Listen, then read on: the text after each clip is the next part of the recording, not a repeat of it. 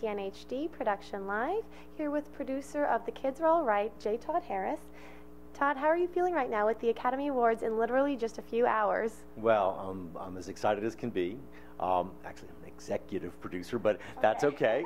That's okay. There are a lot, it takes a village to make one of these movies, and we had a number of producers and executive producers on the film, and it's funny, there's certain films that you kill yourself working on, and there's certain films where you just play a very strategic part, and honestly, I played a very strategic part, and The Kids Are All Right, and of course, it's blown through the roof. But I'm very excited about it. It's my first time ever to the Academy Awards after 37 movies, and I've never even been before, even though it's happening about 2 miles from my house. So very excited to go and really have my fingers crossed for Annette Bening, and just one statue would be nice. Okay, great.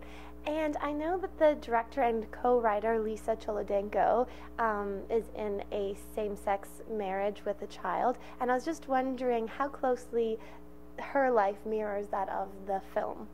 Well, I don't actually know all the details about Lisa's, family life, but I can tell you that this film has been gestating a long time with her. Her first film was a wonderful movie called High Art, and she also did Laurel Canyon, so these themes have been in her work before. I know this was a very important movie to her, which she co-wrote, and it literally, they thought they were going to make it at one point for 4 times as much money as we did, and then they were going to make it for twice as much money as we did, and finally it got made for what it did, and which is a very independent budget. But I do feel like, if not exactly the details of her life, that her life and the lives of many people she knows inspired the story. So.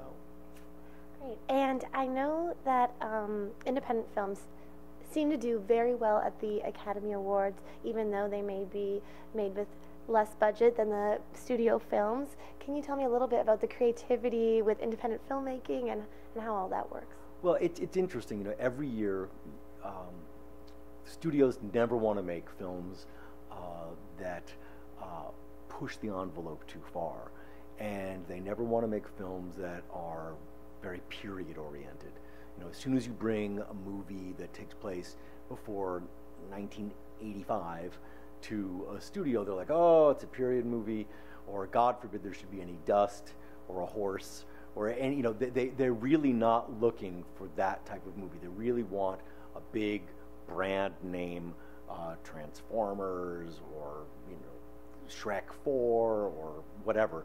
So it's ironic to me that every year the exact films the studios say they don't want are the ones that vie for attention. You look at this year, you've got The King's Speech, a period movie set in stuffy old England. You've got The Kids Are All Right, about a lesbian relationship, although I think the success of that film is because I think once you start to watch it, kind of forget you're watching a movie about a lesbian relationship, and you think you're just really watching a movie about parenting. True Grit, flat-out Western. Ironically, of all the Coen Brothers movies ever made, their biggest grossing film ever, but flat-out Western. So it's even things like, now that the Academy has expanded the Best Picture category to 10 films, you get little films like, I'm drawing a blank on The Black Swan. Well, well, The Black Swan isn't that little a film, but Winter's Bone. Winter's Bone, would never ever be up for Academy Award anything, but it's up for a Best Supporting Actor, I think. Yeah, Haley. And Supporting Actress, and a tiny little movie, a script that I might have read and gone, where is this set? A girl's looking for her deadbeat father. What? I mean, but it's so well done that sometimes movies like that can really shine through.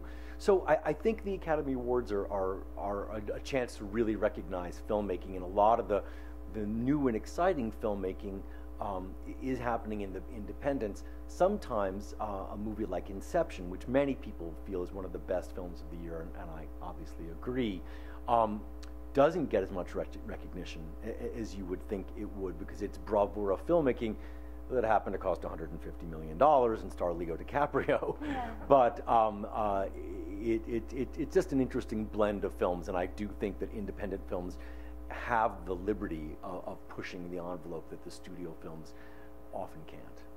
So, and can you tell me a little bit about your upcoming projects? Well, I'm excited about a movie coming out this summer called The Family Tree, starring Hope Davis and Dermot Mulroney, and a wonderful cast of everybody from Jane Seymour to Bow Wow to Shy McBride to Christina Hendricks to Gabrielle Anwar and Keith Carradine, and some wonderful up-and-coming actors like Max Thieriot and Madeline Zima and Brittany Robertson. So that's an exciting movie. Then there's something called Miss Nobody, starring Leslie Bibb and Adam Goldberg and Kathy Baker and Missy Pyle, which I'm excited about as well. Then I'm working on the first ever lacrosse movie, sort of a Mighty Ducks for lacrosse, or Bend It Like Beckham. Maybe not an Academy Award sort of movie, but a crowd pleaser, I'm hoping. And another movie called The Applicant with Amber Heard, and we're hoping Ryan Felipe will do it. And as I say, I think there might be a supporting part in there for you. And then there's some more Academy Award type of material, I hope. A Frank Lloyd Wright movie called Taliesin, a movie about Mary Shelley, who created Frankenstein, and then a movie called The Lost Diary of Don Juan, which I'm very excited about. So a lot of things going on.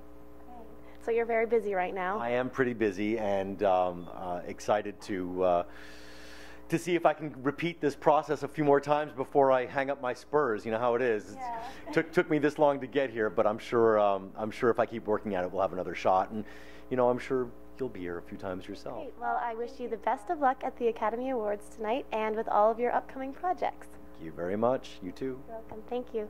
I'm Katie Uhlmann reporting for TTN-HD Production Live.